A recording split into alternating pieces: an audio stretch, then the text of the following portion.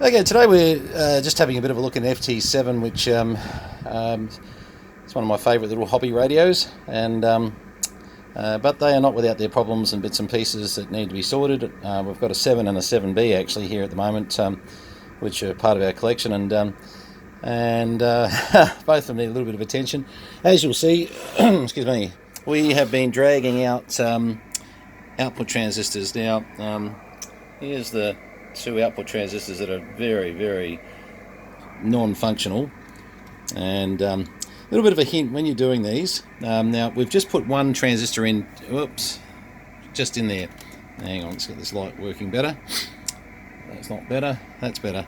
A couple of things to point out when you're playing around with the FT7. Let's get my little pointer over here. Is that I'm terrible at doing this with my left hand. Much faster to pull 1, 2, 3, 4 screws out, and the 4 screws on the transistor lift the board out, so pop the board out like so that you can actually get really good access. Now, essentially what we do is anything surrounding that output transistor that is here, we pop it off. So for example, we're just pulling the other one out on the other side, the little resistor capacitance network. The diode we sort of pull out the way. Now the diode over here, we can actually pull that out the way. Excuse me. But one of the things that people muck up just through, if it's the first time you've done one, is not so much the pulling out and the, sort of taking bits and pieces off and putting them back on. I always suggest photograph, what you're doing. But the great thing about if you do from side to side, this side mimics this side, so pretty much you can't get a diode in backwards. You can't get a capacitor the wrong way around with the resistor network opposite way around. And pretty much, if you imitate side to side here, this match pair here will go in no problems. But where people sometimes make a bit of an error, and this video might be worth mentioning a little bit, when you're putting number 1 transistor in, excuse me. Place 2 diagonal screws. So basically, let me just change hands here because I'm definitely right-handed. I'm starting to work that out. I'm also fumbly with my left hand. Sorry. Okay, so basically, put a diagonal screw over here and a diagonal screw over on this side here, and actually place your 2 screws into the transistor here when you're actually soldering and placing it in. Now you want to do the same. So basically we've got the other one out at the moment, so we'll actually put this screw and this screw here back into the transistor, and before we solder these 2 here, we'll actually screw this one in and line it up and tack it in, and a bit like tack welding, you'll tack it in. Once you've got it tacked in, you can pull the board back out again. Just drop the board out again, and geez, I am very right-handed with the camera, aren't I? All right, but you can just pull it out and really flow your solder in there. Now, the other thing to remember too, and you'll notice on the back here, don't forget to put some nice goo on there just to make sure that you're making good contact. And as you see down here, you want really good contact for that too. So we'll go ahead and fit that transistor, which won't take very long at all, and fit a bit of gunk on the back, and don't lick that gunk as well, not real healthy stuff, and then we'll see where we get to from there. This is one of those fun radios where the components were supplied by a mate of mine, and I'm a little bit suspect of them, not from him, don't get me wrong, it's not his fault, but the components have come in from a supplier that I would not trust generally. So if you never see this video, that's because we had to get more parts in.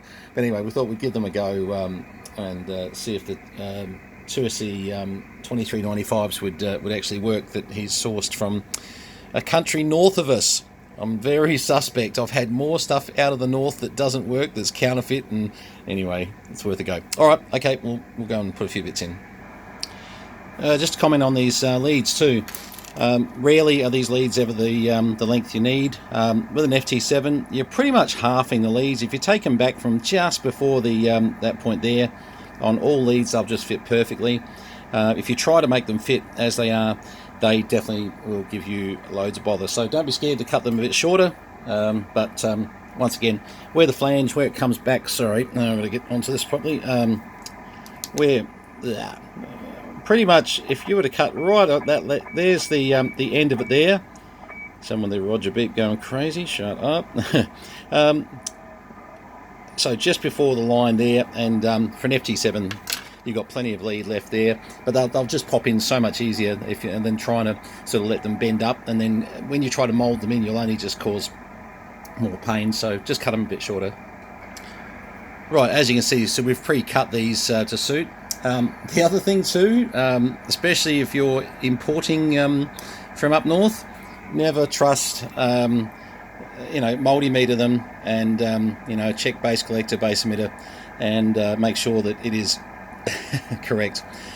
The number of times that they've stamped them from China, like so, so don't just go putting them in. You need to run your multimeter over it and make sure that you're 100% right. In this case, they got it right. Well, I've checked. Sorry, I've got to check this one. Yeah, the first one I checked was fine, so I'm sort of hoping the second one would be, but I'll check it anyway just to have a look. Alright, so as you'll see, now if we just pull some capacitors out the way, we've put the two screws back into the one on the right hand side, we've put the two screws into the one on the left hand side. Now, obviously the biggest problem that people have is they go go crazy at this thing, and all they want to do is get their two transistors soldered in. Then they work out that the placement of these packages are pretty crucial. So ensuring that you've got good placement before you solder means that then everything goes very smoothly. And as you can see from there, real simple, doesn't take long, doesn't take us long to put our various bits and pieces back onto for biasing, etc. on the transistors, but allows you a much certainly a much better finish, and allows you to be sure that you're not going to be 3 out of 4 screws if you which I've seen that before, trust me. Alright, so as you can see, always flow loads and loads of solder in there, because you actually need a little bit of overflow when you start putting all your components back in there. So we'll chuck obviously this little fella back across, and a few other little components that need to be reattached there. Then basically don't forget to pull this board back out again, because you need to coat the transistors in a bit of gunk to make sure your heat transfer is good. Okay, so what you're looking for is pretty much, if you've taken a photo before, you're trying to just check to make sure that all your various components have actually gone back on as they were in your previous photo. Don't forget too that in the playing around with all this, you've had to undo the little driver over here, and assuming that's a driver, 1589, sounds like a driver. Someone can correct me if I'm wrong, but I'd say that's a driver to those two outputs. Let's have a look. Where does it go? Yeah, it's a driver. It's all right. But yeah, and don't forget, they're an insulated connection, so you need to come in through the back of the radio with your insulated Phillips head, and come through and attach, and then check with the multimeter and make sure that you're all isolated from ground, so nothing goes bang. So things to check at this point of the bit of fun. Check that you've put your screw back in on the driver. Definitely run your multimeter across each of the leads to ground. Make sure that sort of you're 100% correct and no little shorts or anything happening on your output transistors. And then, depending on whether or not we've got some really good Chinese transistors or some very bad Chinese transistors. Hate using Chinese transistors. By the way, the video will either be called 1 by FT7 final replacement, or please don't buy your components from China. One of the others, we'll see. We'll have to fire it up to find out, eh?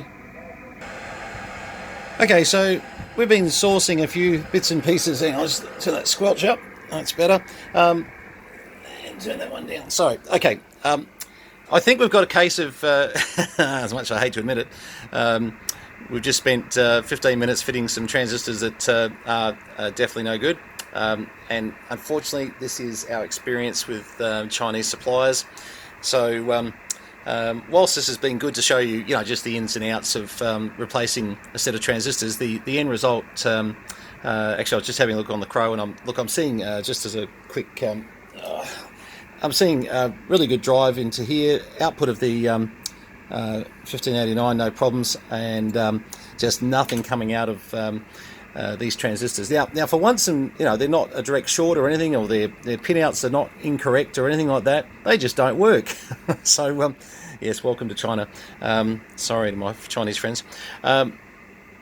So we'll get a couple of these ordered up, and we'll do a follow-up video just on the better suppliers that are out there, and there's a number of them too. So actually, a mate of mine, Bob, down in Tassie's found actually a Chinese supplier that he's finding he's got 100% sort of positive in everything he's used from them. So that's been really good, and we may even sort of get onto Bob and just say, hey, listen, I want to source a couple of these. But sometimes Bob's likely to know a provider that's faster and closer, and we'll pop those in. But since these were supplied with the radio, we thought, well, let's give it a go.